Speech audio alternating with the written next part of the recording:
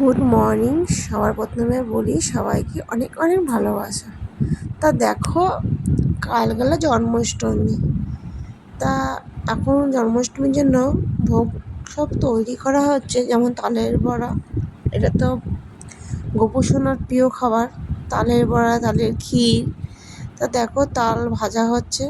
আমি কিছু করতে পারবো না, আমার একটু সমস্যা আছে, তাই দেখো বড়া ভাজছে আমার শাশুড়ি।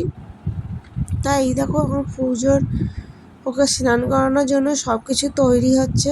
ওর জামা টামা সব রেডি করলাম, করে ওকে স্নান করানো হবে। তো দেখো, গামলাতে বসিয়ে দিয়েছি, গামলায় বসিয়ে ওর এখন সব কিছু জোগাড় করছি। এই যে চলে এসেছি তোমাদের দাদাভাই এখন গোপালকে স্নান করানোর জন্য। 108টা তুলসী পাতা আর সব কিছু ভোগ ঠোক সব রেডি করছে, সব কিছু দেবে। তখন বাজে রাত্রি 12টা। তা দেখো, এখন এই যে সব রেডি করে গপু যেখানে বসবে, কেন ওর তো ছোট্ট বাচ্চা, 12টার সময় ওর জন্ম, এই যে জগন্নাথ পাশে। তা দেখো, এখন সব কিছু রেডি ফেডি করা হয়ে যাওয়ার পরে গপুকে স্নান করানো হবে। তাই এখন এই যে গপু দিদির কোলে বসে আছে, এখন দিদিকে নিয়ে দিদি কোলে নিয়ে বসেছে। এখন এই যে নিয়ে তোমার দাদাভাই এই যে বসাবে, বসিয়ে ওকে স্নান করাবে। তা দেখো, এই যে বসিয়ে দিয়েছে, কি সুন্দর দেখতে লাগছে বলো, দারুণ লাগছে।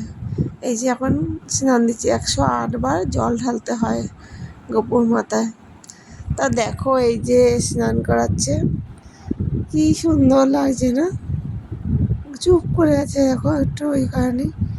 তাই যে ঠাকুরের সব কিছু রেডি বেডি করা আছে, ওকে স্নান করেই কিছুক্ষণ পরে খেতে দেবো। কেন গপু হয়েই তো বাচ্চাটা হয়েই তো মানে খেতে পারে না, ও তো সন্তানের মতন, তাই না?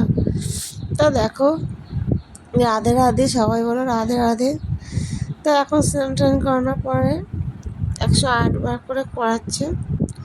এই দেখো কি সুন্দর লাগছে গপুকে, শোন না মোনা, কি সুন্দর।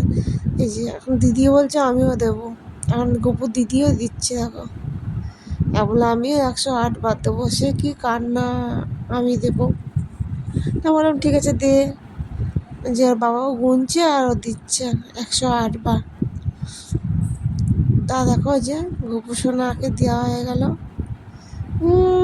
শুয়ে প্রণাম করছে, দেখো শুয়ে প্রণাম করছে, গপু সোনাকে শুয়ে প্রণাম করছে। এই যে জগন্নাথ, এই যে সব কিছু দেওয়া হয়ে গেল, ওকে জামা টামা